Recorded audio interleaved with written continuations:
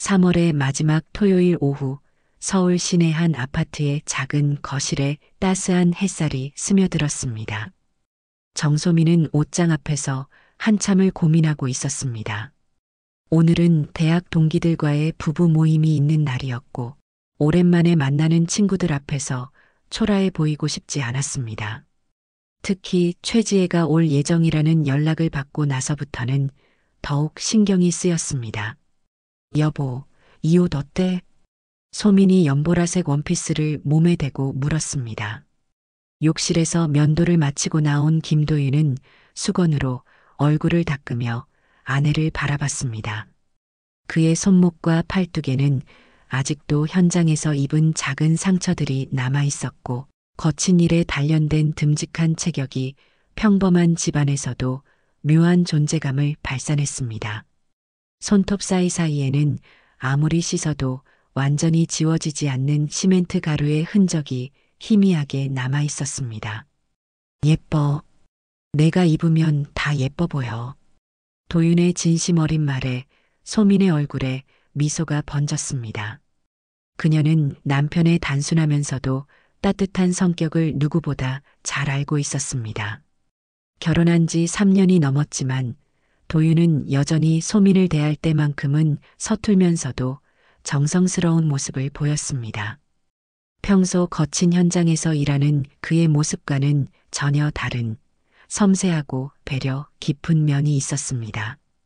도윤은 옷장에서 유일한 정장을 꺼냈습니다. 결혼식 때 입었던 검은색 양복이었는데 평소 작업복에만 익숙한 그에게는 여전히 어색한 옷이었습니다. 소민은 남편이 넥타이를 매는 것을 도와주며 자연스럽게 그의 어깨에 손을 올렸습니다. 양복 속에서도 단단하게 다져진 어깨와 가슴 근육이 느껴졌습니다. 매일 무거운 자재들을 나르고 철근을 다루며 단련된 몸이었습니다. 긴장돼? 조금. 내 친구들이니까 좋은 인상을 주고 싶어서. 도윤의 솔직한 대답에 소민은 고개를 저었습니다. 그녀는 남편이 자신을 위해 얼마나 많은 것들을 감내하고 있는지 알고 있었습니다. 대학 동기들과의 모임에서 느껴지는 미묘한 시선들, 때로는 노골적인 동정의 눈빛들을 도윤 역시 눈치채고 있을 것이었습니다. 하지만 그는 한 번도 그런 것들 때문에 모임 참석을 거부한 적이 없었습니다. 사실 소민 자신도 이런 모임이 편하지만은 않았습니다. 대학 시절 가장 가까웠던 친구 지혜는 지금 대기업 법무팀에서 일하는 변호사와 결혼해서 강남의 고급 아파트에 살고 있었습니다. 다른 동기들 역시 대부분 의사, 변호사, 공무원, 대기업 직장인 등 안정적이고 사회적으로 인정받는 직업을 가진 남편들과 결혼했습니다. 그들 사이에서 건설 현장에서 일하는 남편을 둔 자신이 때로는 초라하게 느껴지기도 했습니다. 지난번 모임에서도 비슷한 일이 있었습니다.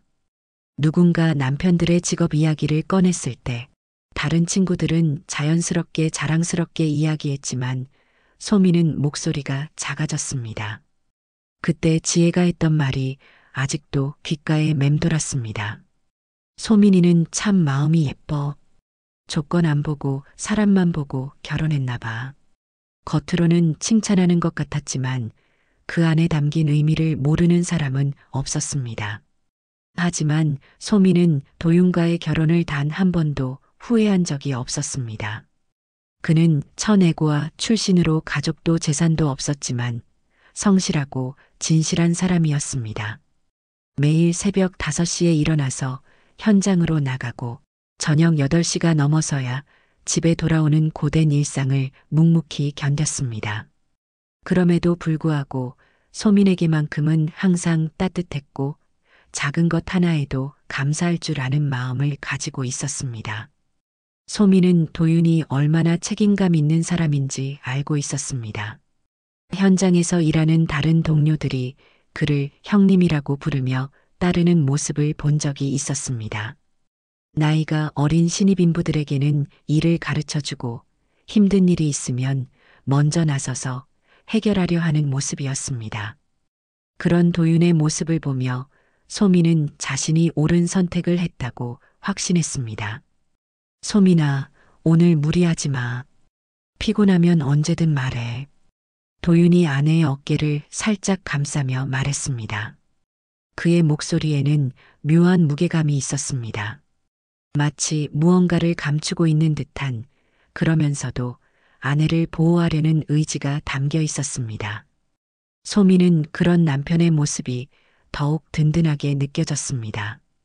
그가 자신을 얼마나 아끼고 소중히 여기는지 매 순간 느낄 수 있었습니다. 거울 앞에서 마지막으로 옷매무새를 다듬던 도윤의 눈빛에는 평소와 다른 무언가가 스쳐 지나갔습니다. 그것은 결단에 가까운 것이었습니다. 마치 오랫동안 숨겨왔던 무언가를 이제는 더 이상 감출 수 없다는 듯한 표정이었습니다. 하지만 소민은 그것을 눈치채지 못했습니다. 그녀는 단지 남편이 오늘 모임에서 받을지도 모를 시선들을 걱정하고 있을 뿐이라고 생각했습니다. 자, 그럼 출발할까? 두 사람은 손을 잡고 집을 나섰습니다. 봄바람이 살랑살랑 불어오는 오후였고 벚꽃이 만개한 아파트 단지 사이로 따뜻한 햇살이 내려앉고 있었습니다. 그들이 향하는 모임 장소는 강남에 있는 고급 레스토랑이었습니다. 지하철로 약 40분 거리였습니다. 도윤은 평소처럼 대중교통을 이용하자고 했고 소민은 자연스럽게 고개를 끄덕였습니다. 지하철역으로 향하는 길에서 소민은 남편의 옆모습을 살펴봤습니다. 정장을 입은 도윤은 평소보다 더욱 의젓해 보였습니다. 넓은 어깨와 단정한 자세, 그리고 깊이 있는 눈빛이 어딘지 범상치 않은 품격을 풍겼습니다. 하지만 소민은 그것을 단순히 남편의 타고난 품성이라고만 생각했습니다. 지하철 안에서 소민은 창밖을 바라보며 생각에 잠겼습니다. 오늘만큼은 남편이 받을 시선들에 상처받지 않았으면 좋겠다는 바람이 간절했습니다. 그녀는 도윤의 손을 꼭 잡으며 마음속으로 다짐했습니다. 어떤 말을 들어도 흔들리지 않겠다고, 자신이 선택한 남편을 끝까지 믿고 지켜내겠다고 말입니다. 하지만 그녀는 아직 몰랐습니다. 오늘 밤 모든 것이 뒤바뀔 것이라는 사실을 말입니다. 오후 6시 강남 한복판에 위치한 고급 이탈리안 레스토랑 앞에서 소민과 도윤은 잠시 걸음을 멈췄습니다. 화려한 네온 사인과 유리창 너머로 보이는 세련된 인테리어가 소민을 압도했습니다. 레스토랑 입구에는 발레 파킹 서비스를 받으러 온 고급 승용차들이 줄지어 서 있었고 정장 차림의 남녀들이 자연스럽게 드나들고 있었습니다.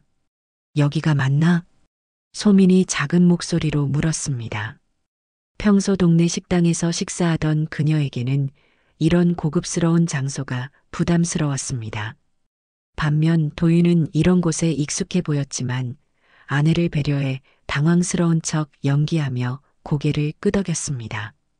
사실 그는 어린 시절부터 이런 레스토랑들을 자주 이용했지만 소민 앞에서는 그런 과거를 철저히 감추고 있었습니다. 레스토랑 내부는 은은한 조명과 클래식 음악이 어우러져 고급스러운 분위기를 연출하고 있었습니다. 직원의 안내를 받아 예약된 테이블로 향하는 동안 소민은 다른 손님들의 시선을 의식하지 않을 수 없었습니다. 그들 대부분은 명품 브랜드의 옷을 입고 있었고 자연스럽게 와인을 주문하며 담소를 나누고 있었습니다. 소민의 소박한 차림새가 유독 눈에 띄었지만 도윤은 오히려 이런 분위기가 자연스러워 보였습니다. 테이블에는 이미 최지혜와 박정우가 먼저 와서 기다리고 있었습니다. 지혜는 샤넬 재킷을 입고 있었고 목에는 진주 목걸이가 우아하게 걸려 있었습니다. 그녀의 남편 정우는 수입 브랜드의 정장을 단정하게 차려입고 있었고 손목에는 롤렉스 시계가 은은하게 빛나고 있었습니다. 두 사람의 화려한 차림새는 소민을 더욱 위축시켰지만 도윤은 그들의 브랜드와 가격을 한눈에 알아보면서도 모르는 척했습니다. 지혜가 밝은 목소리로 손을 흔들며 일어났지만 그녀의 시선은 금세 도윤에게로 향했습니다. 도윤의 낡은 구두와 약간 구겨진 넥타이, 그리고 손목에 난 작은 상처들을 재빠르게 훑어봤습니다. 하지만 지혜는 도윤의 자연스러운 자세와 품격 있는 몸가짐에서 느껴지는 묘한 위화감을 놓쳤습니다. 건설 인부치고는 너무나 당당하고 세련된 모습이었지만 선입견에 사로잡힌 그녀는 그것을 인식하지 못했습니다. 도윤이 정중하게 인사하며 먼저 와서 기다리게 해서 죄송하다고 말했습니다. 그의 말투는 예의 바르면서도 자연스러웠고 고급 레스토랑에서의 에티켓도 완벽했습니다.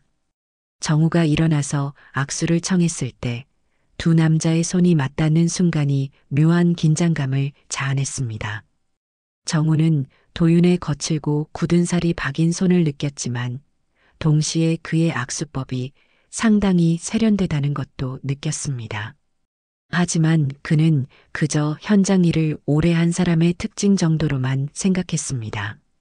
자리에 앉자마자 지혜가 메뉴판을 들고 이곳의 와인이 정말 좋다며 자랑하기 시작했습니다. 정우가 골라준 이탈리아 직수입 와인이 한 병에 15만 원 정도 한다고 말하는 순간 소민의 얼굴이 굳어졌습니다. 15만 원이면 도윤의 하루 일당과 비슷한 금액이었습니다.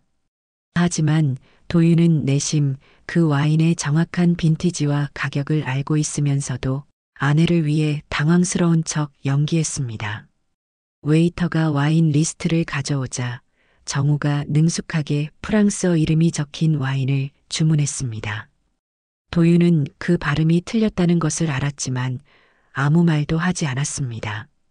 대신 정우를 향해 정중한 미소만 지었습니다. 도윤 씨는 와인 드시나요? 아, 그런데 내일도 일하시니까 술은 조심해야겠네요. 정우의 말에는 은근한 비꼼이 담겨 있었습니다. 건설 현장에서 일하는 사람은 매일 육체 노동을 해야 하니까 술을 마시면 안 된다는 뜻이었습니다. 소민의 얼굴이 붉어졌지만 도윤은 차분하게 대답했습니다. 괜찮습니다. 적당히 마시겠습니다. 지혜가 가벼운 웃음을 지으며 화제를 돌려 소민에게 요즘 어떻게 지내는지, 집은 아직 그 아파트에 사는지 물었습니다. 소민이 거기가 괜찮다고 대답하자 지혜는 자신들은 작년에 강남으로 이사했다며 자랑하기 시작했습니다. 정우의 회사에서 가깝기도 하고 아이 교육 환경도 좋다면서 소민 부부도 나중에 강남 쪽으로 이사 생각이 없냐고 물었습니다. 지혜의 질문은 겉으로는 친근해 보였지만 실제로는 경제적 능력을 떠보는 것이었습니다. 강남의 아파트 가격이 얼마나 비싼지는 모두가 알고 있는 사실이었습니다. 도윤은 내심 자신이 강남에서도 가장 비싼 지역의 여러 채의 부동산을 소유하고 있다는 사실을 떠올렸지만 조용히 대답했습니다. 아직은 지금 집이 편해서요. 나중에 여건이 되면 생각해 보겠습니다. 정우가 피식 웃으며 말했습니다. 그러게요. 강남은 아무나 살 수 있는 곳이 아니니까요. 저희도 정말 무리해서 들어간 거거든요. 그의 말은 겸손한 척하면서도 자신의 경제적 능력을 과시하는 것이었습니다. 동시에 도윤 부부는 그런 능력이 없다는 것을 돌려서 말하는 것이기도 했습니다. 도윤은 정우가 말하는 아파트가 자신이 소유한 건물 중 하나라는 사실을 알고 있었지만 아무 표정 변화 없이 고개만 끄덕였습니다. 이때 다른 동기 부부들이 하나둘 도착하기 시작했습니다. 의사인 남편을 둔 미경, 공무원과 결혼한 수진, 그리고 대기업 부장인 남편을 둔 혜진까지 모두들 화려한 차림으로 나타났고 자연스럽게 서로의 근황을 묻기 시작했습니다. 대화는 자연스럽게 남편들의 직업과 성과 이야기로 흘러갔습니다. 미경은 남편이 최근 개원한 병원 이야기를, 수지는 남편이 승진한 이야기를, 혜진은 남편이 받은 포상 이야기를 자랑스럽게 꺼냈습니다. 그들의 화려한 성공담 속에서 도윤만 소외되어 있는 것처럼 보였습니다. 지혜가 의도적으로 도윤에게 시선을 돌리며 요즘 어떤 현장에서 일하는지 물었습니다. 도윤이 신도시 쪽 아파트 건설 현장에서 일한다고 대답하자 지혜는 동정어린 표정을 지으며 물었습니다. 아, 그렇구나. 요즘 건설업계가 어렵다던데 괜찮으세요? 관심을 표하는 듯 했지만 실제로는 도윤의 불안정한 직업 상황을 부각시키는 질문이었습니다. 다른 사람들의 시선이 모두 도윤에게 집중되었고 그 시선들에는 미묘한 동정심이 섞여 있었습니다. 도윤은 그들이 말하는 그 신도시 개발 프로젝트가 실제로는 자신의 회사가 주관하는 사업이라는 것을 알고 있었지만 담담하게 대답했습니다. 일이 있을 때와 없을 때가 있지만 다행히 지금은 큰 프로젝트여서 안정적입니다. 정우가 동정하는 듯한 표정으로 말했습니다. 그래도 몸 조심하세요. 건설 현장은 위험하잖아요. 소민이가 걱정 많이 할 텐데. 겉으로는 걱정하는 말이었지만 그 안에는 위험하고 불안정한 일을 하는 도윤이 불쌍하다는 의미가 담겨 있었습니다. 소민의 가슴이 답답해지기 시작했습니다. 이런 식으로 계속 이어진다면 저녁 시간이 얼마나 고통스러울지 벌써부터 예상이 되었습니다. 테이블 위에는 고급 요리들이 차려졌지만 소민은 음식을 제대로 맛볼 수 없었습니다. 친구들의 미묘한 시선과 은근한 비교, 그리고 남편을 향한 동정어린 눈빛들이 그녀를 괴롭혔습니다. 하지만 도윤은 여전히 침착했습니다. 그의 눈빛에는 흔들림이 없었고 오히려 무언가를 관찰하는 듯한 차분함이 있었습니다. 마치 이 모든 상황을 예상하고 있었던 것처럼, 그리고 곧 모든 것이 뒤바뀔 순간을 기다리고 있는 것처럼 말입니다. 저녁 식사가 본격적으로 시작되면서 분위기는 더욱 어색해졌습니다. 웨이터가 가져온 고급 요리들이 테이블에 차려졌지만 소민은 음식을 제대로 맛볼 수 없었습니다. 지혜와 정우의 시선과 말투에서 느껴지는 미묘한 우월감이 점점 노골적으로 드러나고 있었기 때문입니다. 정우가 와인을 따르며 능숙하게 와인에 대한 설명을 늘어놓기 시작했습니다. 포도 품종부터 빈티지까지 마치 와인 전문가라도 되는 양 자세히 설명했습니다. 다른 부부들은 감탄하며 고개를 끄덕였지만 도윤만은 조용히 듣고만 있었습니다. 사실 도윤은 정우가 말하는 대부분의 정보가 틀렸다는 것을 알고 있었습니다. 어린 시절부터 최고급 와인들을 접해온 그에게는 정우의 지식이 얄팍해 보였지만 아무런 반응을 보이지 않았습니다. 지혜가 최근에 다녀온 유럽 여행 이야기를 꺼내며 자랑하기 시작했습니다. 스위스의 고급 호텔에서 머물렀다는 이야기, 프랑스에서 구입한 명품 가방 이야기가 이어졌습니다. 그녀는 일부러 큰 목소리로 여행 경비가 얼마나 들었는지까지 언급했습니다. 3박 4일에 1,000만 원이 넘게 들었다고 하자 소민의 표정이 어두워졌습니다. 그 돈이면 그들 부부가 1년 넘게 생활할 수 있는 금액이었습니다.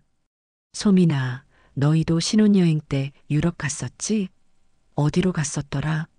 지혜의 질문에 소민은 잠시 망설였습니다. 그들의 신혼여행은 제주도 3박 4일이었고 그마저도 알뜰하게 계획해서 다녀온 여행이었습니다. 다른 사람들이 말하는 화려한 해외여행과는 비교할 수 없는 수준이었습니다. 제주도로 다녀왔어. 경치도 좋고 음식도 맛있더라. 소민이 작은 목소리로 대답하자 테이블에 미묘한 침묵이 흘렀습니다.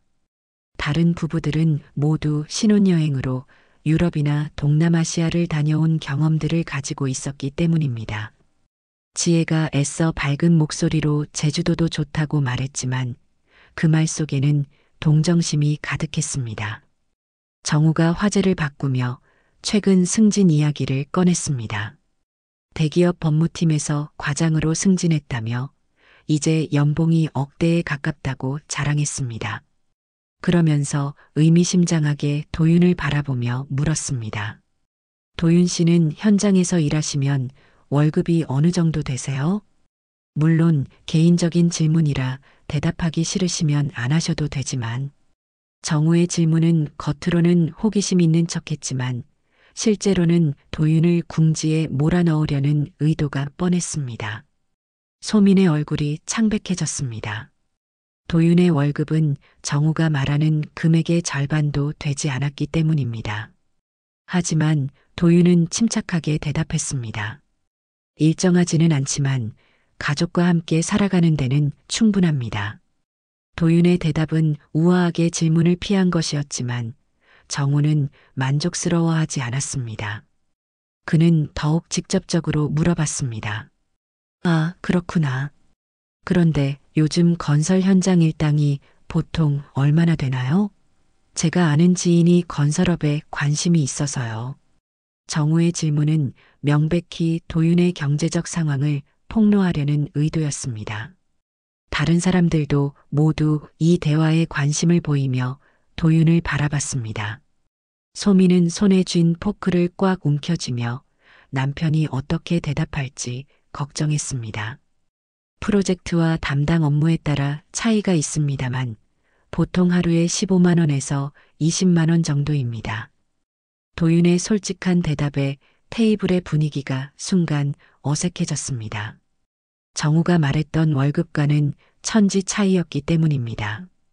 지혜가 애써 웃으며 말했습니다. 그래도 성실하게 일하시니까 대단해요. 요즘 육체 노동 기피하는 사람들이 많은데 겉으로는 칭찬하는 것 같았지만 그 말 속에는 그래도 육체 노동이니까 그 정도면 되지 않나라는 의미가 담겨 있었습니다. 소민은 더 이상 참을 수 없어 화장실에 가겠다며 자리를 떴습니다. 소민이 자리를 비운 사이 지혜와 정우는 더욱 노골적으로 도윤을 무시하기 시작했습니다. 정우가 다른 남편들과 골프 이야기를 나누면서 일부러 도윤을 배제했습니다.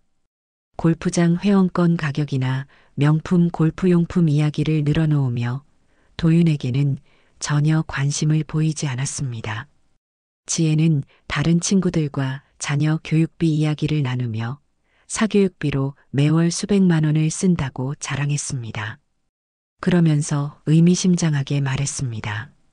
요즘 교육비가 정말 장난이 아니에요. 소민이는 아직 아이가 없어서 모르겠지만 나중에 아이 낳으면 정말 돈 많이 들어요.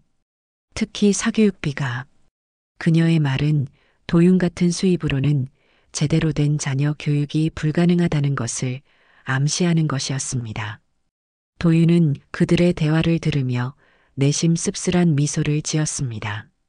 그들이 자랑하는 모든 것들이 자신에게는 아무것도 아닌 것들이었지만 지금 이 순간만큼은 그것을 드러낼 수 없었습니다. 의사인 남편을 둔 미경이 최근에 구입한 수입차 이야기를 꺼냈습니다. 독일제 고급 세단을 샀다며 가격이 억대가 넘는다고 자랑했습니다. 그러면서 도윤에게 물었습니다. 도윤 씨는 차 있으세요? 아니요, 대중교통을 이용합니다. 도윤의 대답에 테이블에 또 다른 침묵이 흘렀습니다. 차가 없다는 것은 곧 경제적 여유가 없다는 것을 의미했기 때문입니다. 미경이 애써 위로하는 듯한 말투로 말했습니다. 요즘 대중교통이 잘 되어 있으니까 차 없어도 괜찮죠. 환경에도 좋고. 하지만 그녀의 말에는 진심이 담겨 있지 않았습니다. 오히려 도윤을 더욱 초라하게 만드는 말이었습니다. 도윤은 자신이 소유한 수십 대의 차들을 떠올리며 조용히 미소만 지었습니다.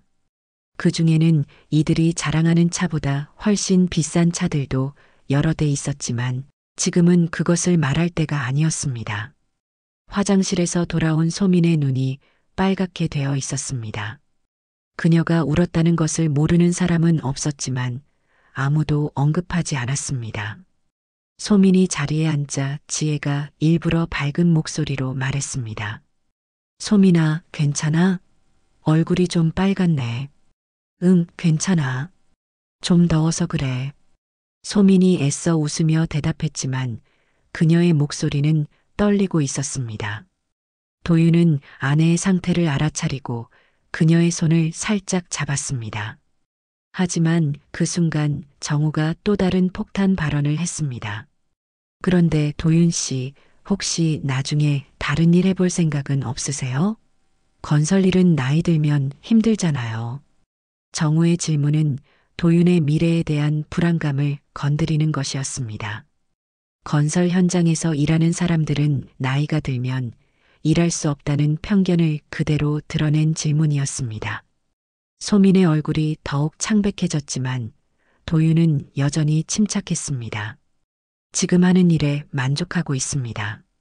앞으로도 계속할 생각입니다. 도윤의 대답은 단호했지만 정우는 만족하지 않았습니다. 그는 마치 조언하는 듯한 말투로 계속했습니다. 그래도 미래를 생각해 보세요. 소민이를 위해서라도 좀 더 안정적인 일을 찾아보시는 게. 그 순간 도윤의 눈빛이 차갑게 변했습니다. 아내를 모욕하는 것은 참을 수 있어도 아내를 핑계로 자신을 무시하는 것은 다른 문제였습니다. 하지만 그는 여전히 감정을 드러내지 않고 조용히 대답했습니다. 조언 감사합니다. 하지만 제 일에 대해서는 제가 판단하겠습니다. 도윤의 말투에 미묘한 변화가 있었지만 다른 사람들은 그것을 눈치채지 못했습니다. 단지 건설 인부가 자존심을 부린다고 생각할 뿐이었습니다. 하지만 소민은 남편의 목소리에서 평소와 다른 무언가를 느꼈습니다. 마치 강철처럼 단단하면서도 위험한 무언가가 숨어 있는 것 같았습니다. 테이블의 분위기는 점점 더 냉랭해졌고 소민은 더 이상 이 자리에 있고 싶지 않았습니다. 하지만 도윤은 여전히 자리를 지키고 있었습니다. 마치 무언가를 기다리고 있는 것처럼 말입니다. 정우의 마지막 말이 떨어진 후 테이블에는 어색한 침묵이 흘렀습니다. 도윤은 잠시 와인잔을 바라보다가 천천히 자리에서 일어났습니다. 그의 움직임은 차분했지만 소민은 남편의 표정에서 평소와 다른 무언가를 느꼈습니다. 마치 한계점에 도달한 것 같은, 그러면서도 완벽하게 자제하고 있는 모습이었습니다. 잠깐 밖에서 바람 좀 쐬고 오겠습니다. 도윤이 정중하게 말하며 테이블을 떠났습니다. 그의 목소리는 여전히 차분했지만 소민은 그 안에 숨겨진 긴장감을 놓치지 않았습니다. 다른 사람들은 그저 화장실에 가거나 잠깐 휴식을 취하는 것으로 생각했지만 소민만은 남편이 더 이상 이 상황을 견디기 어려워한다는 것을 알 수 있었습니다. 도윤이 자리를 떠나자 테이블의 분위기가 묘하게 변했습니다. 마치 긴장감이 풀린 듯한 느낌이었습니다. 정우가 여유로운 표정으로 와인을 한 모금 마시며 참 성격 좋다고 저 정도면 보통 화낼 만도 한데 라고 말했습니다. 그의 말에는 은근한 우월감이 담겨 있었습니다. 마치 자신이 도윤을 제압했다는 듯한 만족감이 스쳐 지나갔습니다. 지혜가 작은 목소리로 맞장구를 치며 소민의 남편이 정말 순한 것 같다고 말했습니다. 하지만 소민은 그들의 말이 전혀 칭찬으로 들리지 않았습니다. 오히려 남편을 무력한 사람으로 치부하는 것 같아서 기분이 나빴습니다. 그녀는 도윤이 화를 내지 않는 것이 성격이 좋아서가 아니라 자신을 배려해서라는 것을 알고 있었습니다. 도윤이 사라진 후 지혜는 더욱 노골적으로 본심을 드러내기 시작했습니다. 다른 친구들과 눈짓을 주고받으며 마치 기다렸다는 듯이 입을 열었습니다. 솔직히 말해도 되는지 대학 때부터 친구였으니까 진심으로 하는 말이라며 운을 뗐습니다. 지혜의 말에 소민의 가슴이 철렁했습니다. 이런 식으로 시작하는 말은 대개 상대방을 상처 주는 내용이라는 것을 경험으로 알고 있었기 때문입니다. 지혜가 소민에게 정말 괜찮은지, 결혼 생활이 경제적으로도 그렇고 미래에 대한 계획도 그렇고 걱정된다고 말했습니다. 겉으로는 걱정하는 척했지만 실제로는 소민의 현실을 직시하라는 압박이었습니다. 소민은 잠시 말을 잃었습니다. 어떻게 대답해야 자신의 자존심을 지킬 수 있을지 고민했지만 적절한 답을 찾을 수 없었습니다. 정우가 지혜의 말에 동조하며 거들었습니다. 자신들도 소민을 위해서 하는 말인데 지금이라도 늦지 않았으니까 다른 선택을 생각해 보라고 조언했습니다. 그의 말은 더욱 직접적이었습니다. 마치 도윤과의 결혼이 잘못된 선택이라고 단정하는 듯한 어조였습니다.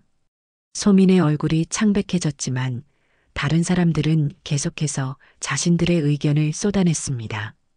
의사 남편을 둔 미경이 동정어린 표정으로 말했습니다.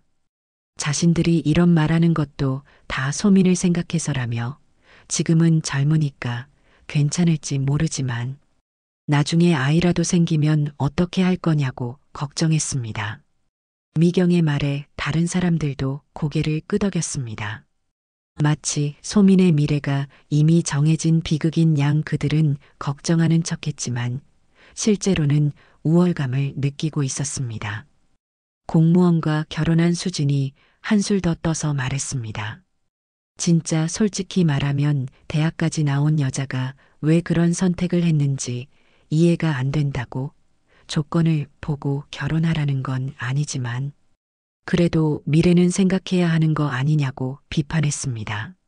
수진의 말은 더 이상 걱정이 아니라 노골적인 비판이었습니다.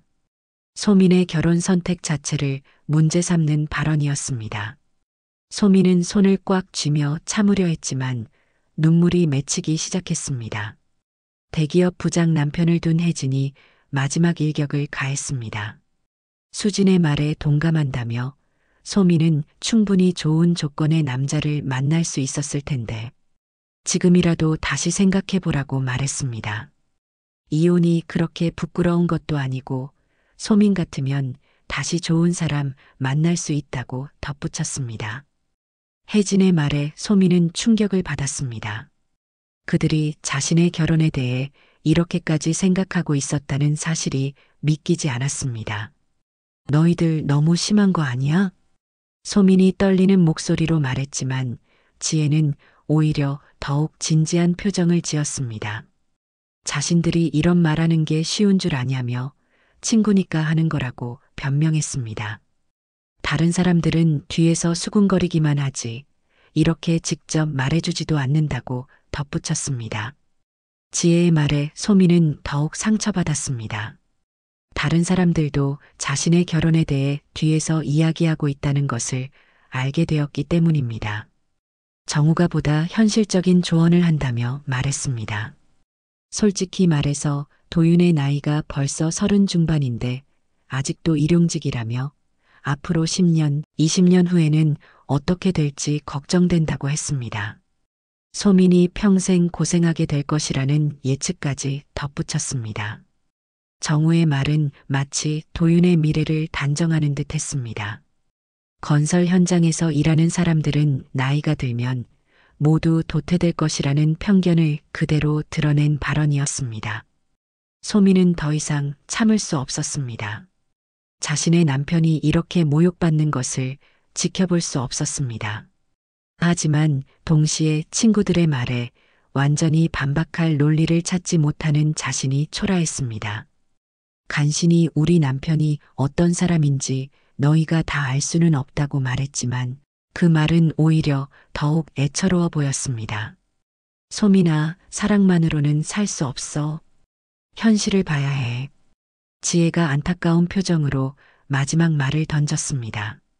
그때 레스토랑 한켠에 설치된 대형 TV에서 뉴스가 흘러나오기 시작했습니다. 하지만 아무도 그것에 주의를 기울이지 않았습니다. 그들은 여전히 소민을 설득하려 하고 있었고 소민은 눈물을 참으며 남편이 빨리 돌아오기만을 기다리고 있었습니다. 소민의 마음은 무너지고 있었습니다. 친구들의 말이 전부 틀렸다고 확신할 수 없는 자신이 한심했고 남편을 완전히 믿지 못하는 자신이 부끄러웠습니다. 하지만 그녀는 아직 몰랐습니다. 곧 그 TV에서 나올 뉴스가 이 모든 상황을 완전히 뒤바꿀 것이라는 사실을 말입니다. 그리고 지금 밖에서 바람을 쐬고 있는 도윤이 실제로는 자신의 비서와 중요한 통화를 하고 있다는 것도 전혀 알지 못했습니다. 지혜의 마지막 말이 떨어진 후 테이블에는 무거운 침묵이 흘렀습니다. 소민은 손에 쥔 냅킨을 꽉 움켜쥐며 친구들을 바라봤습니다. 그들의 표정에는 자신들이 옳다는 확신이 가득했고 소민을 동정하는 듯한 시선들이 그녀를 더욱 답답하게 만들었습니다. 하지만 소민은 포기할 수 없었습니다. 자신이 사랑하는 남편을 그리고 자신의 선택을 끝까지 지켜내고 싶었습니다. 너희들이 우리 남편에 대해 잘못 알고 있어. 소민이 떨리는 목소리로 말했습니다. 도윤은 단순히 돈을 많이 벌지 못한다고 해서 가치가 떨어지는 사람이 아니라고, 매일 성실하게 일하고 자신을 진심으로 사랑하며 어떤 어려움이 와도 함께 이겨낼 수 있는 사람이라고 설명했습니다.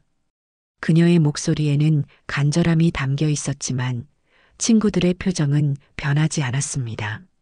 하지만 소민의 간절한 변명은 친구들에게 오히려 더 큰 안타까움을 불러일으켰습니다. 지혜가 고개를 저으며 한숨을 쉬었습니다. 소민이 얼마나 순진한지 알겠다며 사랑이 전부인 줄 아는 것 같다고 말했습니다. 하지만 결혼은 현실이라며 아무리 사랑해도 돈 없으면 행복할 수 없다고 단언했습니다. 정우가 보다 구체적인 예를 들며 소민을 설득하려 했습니다. 만약 소민이 아프면 어떻게 할 거냐고, 도윤의 수입으로 제대로 된 치료를 받을 수 있을지 의문이라고 말했습니다.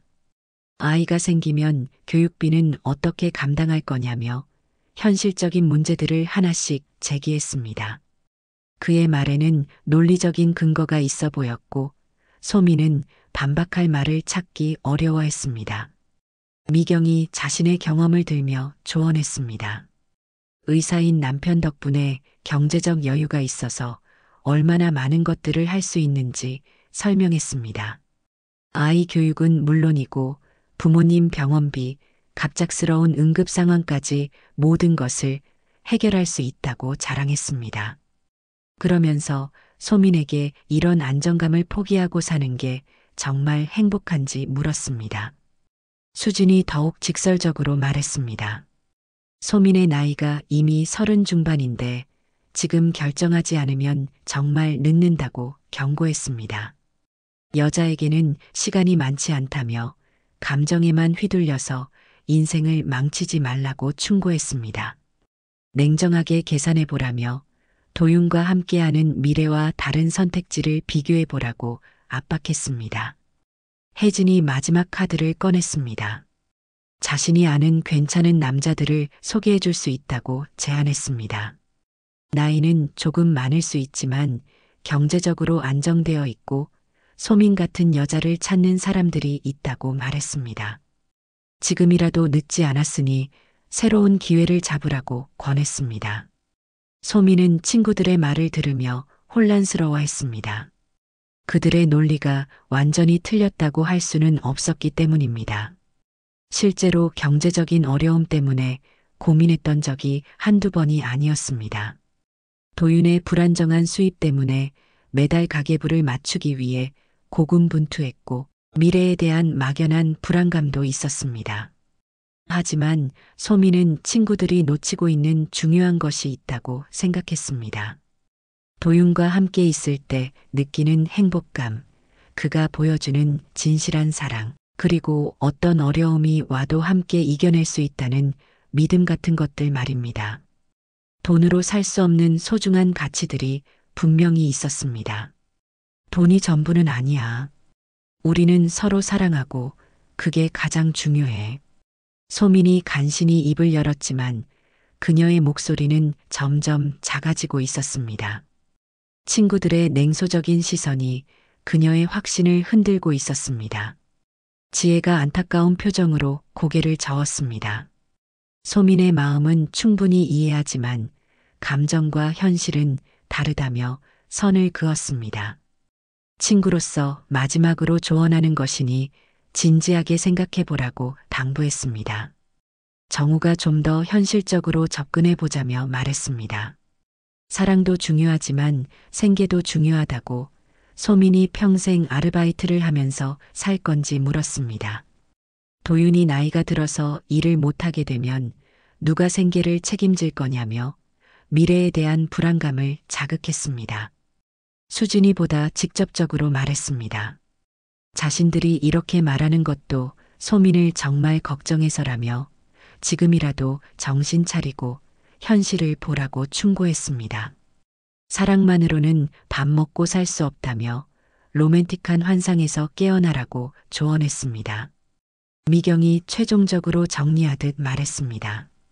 결혼은 현실이라며 감정보다는 이성적인 판단이 필요하다고 강조했습니다. 소민의 행복을 위해서라도 다시 한번 생각해 보라고 당부했습니다. 그들의 말이 끝나자 테이블에 다시 침묵이 흘렀습니다. 우리 남편이 어떤 사람인지 너희는 정말 몰라. 소민이 마지막으로 중얼거렸습니다. 그녀의 목소리에는 절망감이 묻어 있었지만 동시에 남편에 대한 확고한 믿음도 담겨 있었습니다. 하지만 친구들은 더 이상 들으려 하지 않았습니다. 그들은 이미 소민을 설득하는 것을 포기한 듯 보였습니다. 테이블의 분위기는 이미 돌이킬 수 없을 만큼 냉랭해져 있었습니다. 소민은 친구들과 자신 사이에 깊은 골이 생겼다는 것을 느꼈습니다. 그들이 바라보는 세상과 자신이 바라보는 세상이 완전히 다르다는 것을 깨달았습니다. 가치관의 차이는 생각보다 훨씬 컸고 좁혀지기 어려워 보였습니다. 정우가 시계를 보며 시간이 늦었다고 말했습니다. 내일 일찍 출근해야 한다며 슬슬 마무리하자고 제안했습니다. 다른 사람들도 동조하며 자리를 정리할 준비를 했습니다. 그때 레스토랑 한켠의 TV에서 뉴스 속보 음악이 흘러나오기 시작했습니다. 하지만 아무도 그것에 주의를 기울이지 않았습니다. 모두가 어색한 분위기를 빨리 끝내고 싶어 했기 때문입니다. 소민은 도윤이 빨리 돌아와서 이 지옥 같은 시간이 끝나기를 간절히 바랐습니다. 하지만 그녀는 아직 몰랐습니다. 곧 모든 것이 완전히 뒤바뀔 것이라는 사실을 말입니다. 정우가 계산서를 요청하려고 손을 들어 웨이터를 부르는 순간 레스토랑 한켠에 설치된 대형 TV에서 갑자기 속보 음악이 울려 퍼졌습니다. 평소 배경음악처럼 무시되던 뉴스가 갑자기 모든 사람들의 시선을 끌기 시작했습니다.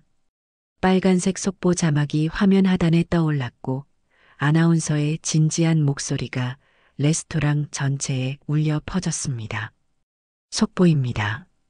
국내 굴지의 대형 건설회사 천도건설에서 오늘 오후 임시 이사회를 열고 신임 대표이사를 정격 선임했다고 발표했습니다. 아나운서의 목소리에 소민을 비롯한 테이블의 모든 사람들이 고개를 돌려 TV를 바라봤습니다. 천도건설이라는 이름은 누구나 아는 대기업이었습니다. 국내 건설업계 1위의 회사였고 수많은 대형 프로젝트를 담당하는 거대 기업이었습니다. 사람들은 궁금한 듯 TV에 집중하기 시작했습니다. 천도건설은 창업자 가문의 직계 후손이 경영진에 합류한다고 밝혔습니다. 신임 대표이사는 고 김재혁 회장의 외아들로 그동안 신분을 숨기고 현장 경험을 쌓아온 것으로 알려졌습니다. 뉴스가 계속되면서 테이블의 분위기가 묘하게 변했습니다. 지혜가 작은 목소리로 천도건설이 정말 큰 회사라며 그 회장, 아들이 지금까지 신분을 숨기고 있었다는 게 신기하다고 말했습니다. 정우도 고개를 끄덕이며 대기업 후계자들은 다 그런 식으로 수업을 받는다고 현장 경험이 중요하다고 덧붙였습니다. 신임 김도윤 대표이사는 아버지의 유언에 따라 지난 5년간 회사 소속 건설 현장에서 일반 직원과 동일한 조건으로 근무해 왔습니다. 아나운서가 김도윤이라는 이름을 언급하는 순간 소민의 얼굴이 창백해졌습니다. 우연의 일치일 수도 있었지만 이름이 같다는 사실이 그녀를 당황스럽게 만들었습니다. 다른 사람들은 아직 아무것도 눈치채지 못한 채 계속 뉴스를 지켜보고 있었습니다. 화면이 바뀌면서 천도건설 본사 건물이 나타났습니다. 웅장한 고층 빌딩의 모습과 함께 회사 연혁과 주요 사업 분야들이 소개되었습니다. 아나운서는 천도건설이 국내 최대 규모의 건설회사이며 해외 진출도 활발하게 하고 있다고 설명했습니다. 다음은 신임 김도윤 대표이사의 프로필을 보시겠습니다. 화면에 인물 소개 화면이 나타났습니다. 그리고 그 순간 소민의 입에서 작은 비명이 터져 나왔습니다.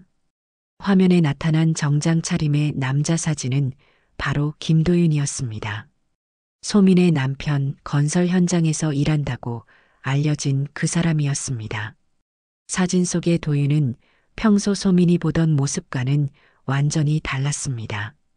고급 정장을 입고 당당한 자세로 포즈를 취한 그의 모습에서는 타고난 리더십과 품격이 느껴졌습니다. 카메라를 향한 그의 눈빛은 자신감으로 가득했고 어딘지 차갑고 날카로운 면도 있었습니다. 어머나, 지혜가 작은 소리로 중얼거렸습니다. 그녀도 화면 속 인물이 소민의 남편과 똑같이 생겼다는 것을 알아차렸습니다. 하지만 아직은 확신할 수 없었습니다. 단순히 닮은 사람일 수도 있다고 생각했습니다. 화면에서 도윤의 학력과 경력이 소개되기 시작했습니다. 명문대 경영학과 졸업, 해외 MBA 취득, 그리고 지난 5년간 천도건설 산하 건설 현장에서의 근무 경력까지 모든 것이 소민이 알고 있던 남편의 모습과는 정반대였습니다. 정우가 어리둥절한 표정으로 소민을 바라봤습니다. 소민의 얼굴이 새하얗게 질려 있었고 손이 덜덜 떨리고 있었습니다. 그녀는 자신의 눈을 믿을 수 없었습니다. 화면 속의 남자가 정말 자신의 남편인지 아니면 악몽을 꾸고 있는 것인지 확신할 수 없었습니다. 김도윤 신임 대표이사는 내일 오전 공식 취임식을 갖고 오후에는 첫 기자회견을 가질 예정입니다. 아나운서의 멘트와 함께 화면에 자막이 떠올랐습니다. 천도건설 신임 대표이사 김도윤이라는 글자가 선명하게 화면 하단에 표시되었습니다. 더 이상 의심할 여지가 없었습니다. 화면 속의 남자는 분명히 소민의 남편 김도윤이었습니다. 테이블의 모든 사람들이 입을 다물지 못한 채 TV를 바라보고 있었습니다. 미경이 손으로 입을 가리며 믿을 수 없다는 표정을 지었습니다. 수지는 눈을 크게 뜨고 화면과 소민을 번갈아 보고 있었습니다. 혜진은 아예 의자에서 일어나 TV에 더 가까이 다가갔습니다. 소민은 아무 말도 할 수 없었습니다. 지난 몇 년간 자신이 알고 있던 남편의 모든 것이 거짓이었다는 충격이 그녀를 덮쳤습니다. 처내고하라고 했던 그의 말, 가족이 없다고 했던 그의 말, 그리고 건설 현장에서 일용직으로 일한다고 했던 그의 말들이 모두 거짓이었습니다. 화면에서는 계속해서 도윤의 업적과 향후 계획에 대한 설명이 이어졌습니다. 천도건설의 미래 비전과 신임 대표이사의 포부가 소개되었습니다. 매 순간이 소민에게는 충격의 연속이었습니다. 그동안 그가 얼마나 많은 것을 숨기고 있었는지 깨닫게 되었기 때문입니다. 정우가 떨리는 목소리로 물었습니다. 소민 씨, 혹시 저 사람이? 하지만 소민은 대답할 수 없었습니다. 그녀는 그저 충격에 빠진 채 화면을 바라볼 뿐이었습니다. 방금 전까지 자신의 남편을 동정하고 걱정했던 사람들이 이제는 모두 경악한 표정으로 그녀를 바라보고 있었습니다. 그때 레스토랑 입구에서 익숙한 목소리가 들려왔습니다. 도윤이 돌아오고 있었습니다. 하지만 이제 그는 더 이상 단순한 건설 인부가 아니었습니다. 대한민국 최대 건설회사의 대표이사였습니다. 도윤이 레스토랑으로 들어오는 발걸음 소리가 들리자 테이블의 모든 사람들이 얼어붙었습니다.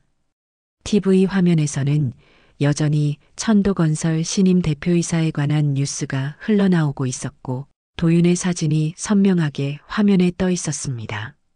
지혜와 정우를 비롯한 모든 사람들이 숨을 죽인 채 도윤이 다가오는 것을 지켜봤습니다. 도윤이 테이블에 다가오면서 이상한 분위기를 감지했습니다. 모든 사람들이 자신을 바라보는 시선이 평소와 달랐습니다. 경악, 당황, 그리고 어떤 두려움 같은 감정들이 뒤섞여 있었습니다. 그리고 소민의 창백한 얼굴과 떨리는 손을 보는 순간 도윤은 무슨 일이 일어났는지 직감적으로 알아차렸습니다. 도윤의 시선이 TV로 향했습니다. 화면에는 자신의 사진과 함께 천도건설 신임 대표이사 김도윤이라는 자막이 떠 있었습니다. 그는 잠시 화면을 바라본 후 천천히 자리에 앉으며 조용히 한숨을 쉬었습니다. 더 이상 숨길 필요가 없다는 듯한 표정이었습니다. 정우가 떨리는 목소리로 먼저 입을 열었습니다. 도윤 씨가 정말 저 사람이냐고 천도건설 대표이사가 맞냐고 물었습니다. 그의 목소리에는 믿을 수 없다는 감정이 가득했습니다. 방금 전까지 자신이 무시하고 깔보던 상대가 사실은 자신보다 훨씬 높은 위치에 있는 사람이었다는 충격이 그를 압도하고 있었습니다. 도윤이 고개를 끄덕이며 담담하게 대답했습니다. 그렇다고 자신이 천도건설의 김도윤이 맞다고 말했습니다. 그의 목소리는 평소와 달리 권위가 느껴졌지만 여전히 차분했습니다. 더 이상 감출 이유가 없어졌기 때문에 솔직하게 인정하는 것이었습니다. 지혜가 입을 다물지 못한 채 물었습니다. 그럼 지금까지 건설 현장에서 일한다고 한 것은 거짓말이었냐고, 왜 이런 속임수를 썼냐고 따졌습니다. 그녀의 목소리에는 배신감과 당황스러움이 뒤섞여 있었습니다. 자신이 그동안 얼마나 무례하게 굴었는지 깨닫고 있었기 때문입니다. 도윤이 잠시 소민을 바라본 후 입을 열었습니다. 거짓말은 아니라고, 실제로 지난 5년간 건설 현장에서 일반 직원과 동일한 조건으로 일했다고 설명했습니다. 아버지의 유언에 따라 현장 경험을 쌓아야만 정식으로 후계자가 될 수 있었기 때문이라고 덧붙였습니다. 단지 자신의 진짜 정체를 숨겼을 뿐이라고 말했습니다. 소민이 떨리는 목소리로 물었습니다. 그럼 나한테도 거짓말한 거야? 천해고하라고 가족이 없다고 한 말도? 도윤의 표정이 잠시 어두워졌습니다. 그는 소민의 손을 잡으려 했지만 소민이 손을 뿌리쳤습니다. 도윤이 깊은 숨을 들이쉬며 말했습니다. 소민에게만큼은 정말 미안하다고, 하지만 아버지의 유언 때문에 아무에게도 말할 수 없었다고 해명했습니다. 만약 자신의 정체가 알려진다면 진정한 현장 경험을 쌓을 수 없을 거라고 판단했다고 설명했습니다. 미경이 어이없다는 표정으로 말했습니다. 그럼 자신들이 지금까지 도윤을 무시하고 비웃은 것을 모두 알고 있으면서도 가만히 있었던 거냐고, 얼마나 비웃고 있었을지 상상할 수 없다고 분노했습니다. 자신들의 행동이 얼마나 우스꽝스러웠는지 깨닫고 부끄러워하고 있었습니다. 도윤이 차분하게 대답했습니다. 비웃지 않았다고, 오히려 많은 것을 배웠다고 말했습니다. 사람들이 얼마나 쉽게 겉모습으로 다른 사람을 판단하는지, 그리고 돈과 지위가 없다고 생각되는 사람을 어떻게 대하는지 확실하게 알 수 있었다고 덧붙였습니다. 그의 말에는 날카로운 비판이 담겨 있었습니다. 정우가 당황하며 변명하려 했습니다.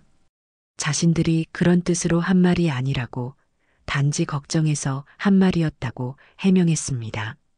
하지만 도윤은 그의 말을 조용히 제지했습니다.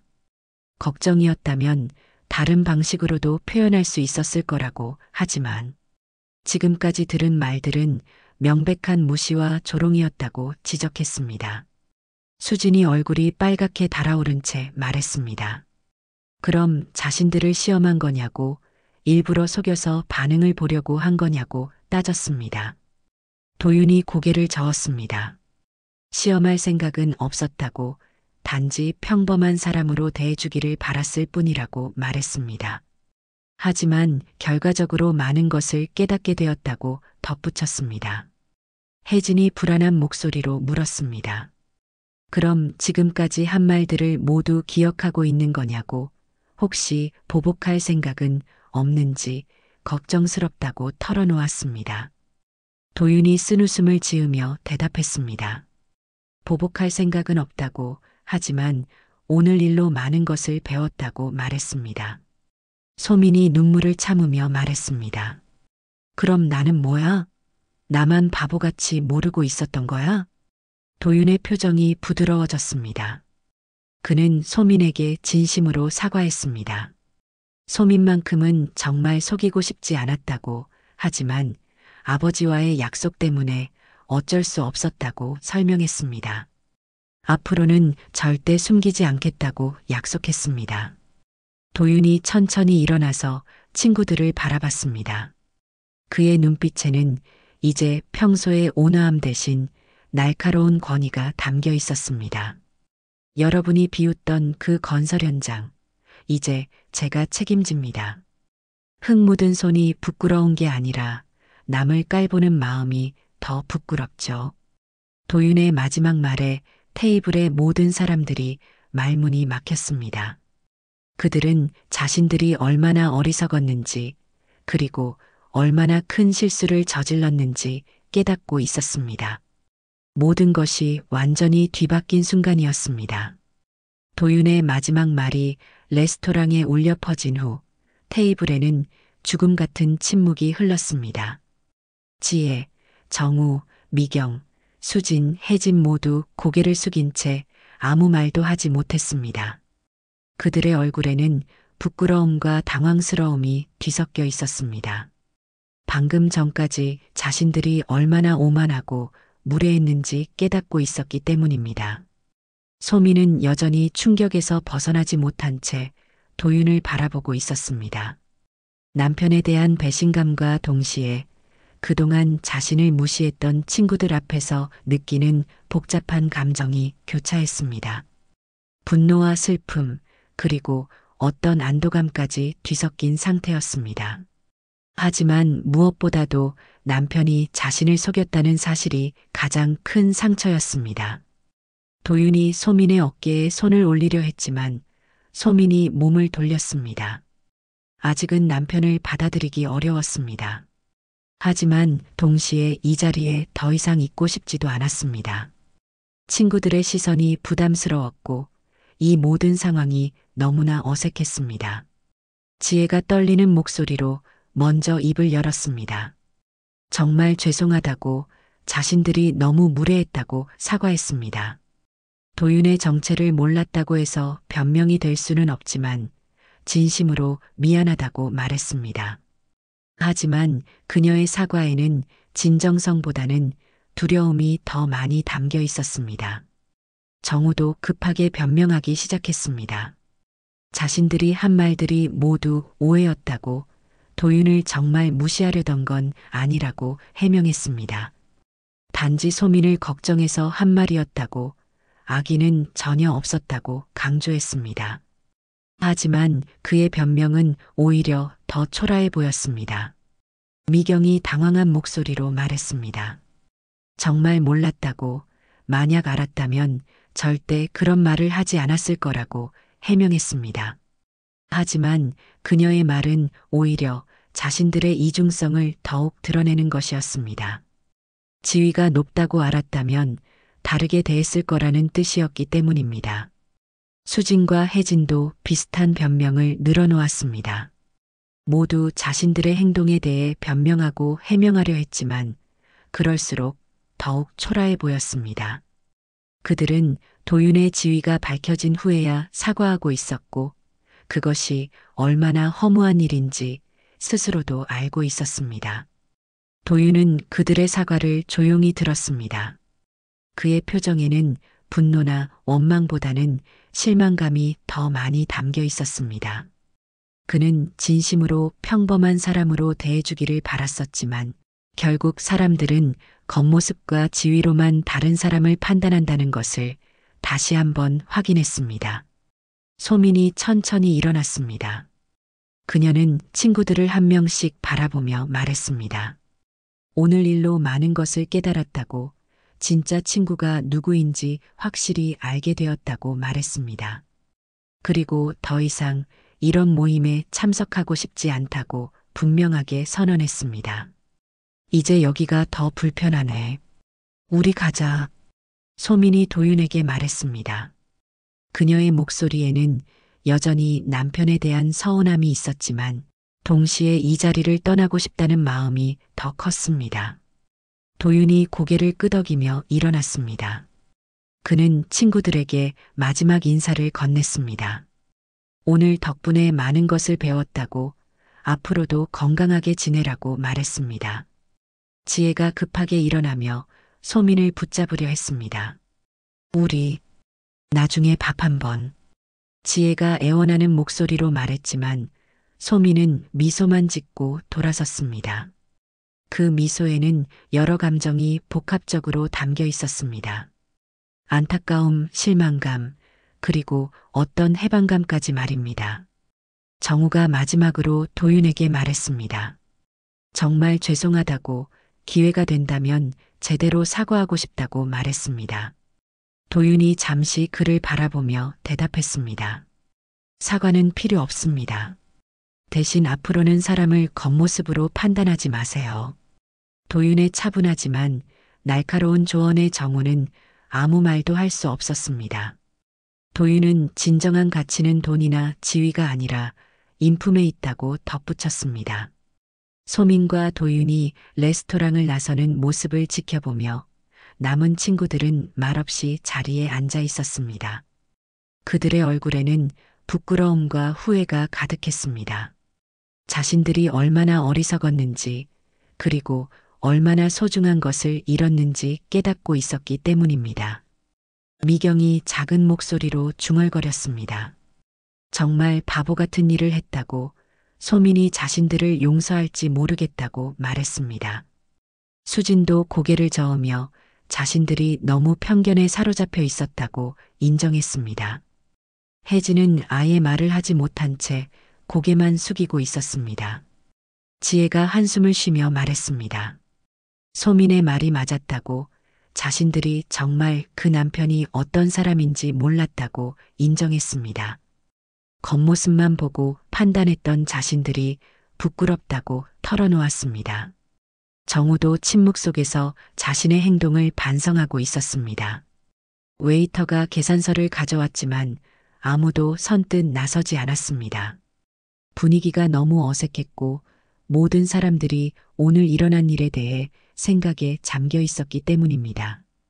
결국 정우가 계산을 했지만 그의 표정은 어두웠습니다. 친구들이 하나둘 자리를 정리하며 헤어지기 시작했습니다. 평소라면 다음 모임 약속을 잡았겠지만 오늘은 아무도 그런 말을 꺼내지 않았습니다.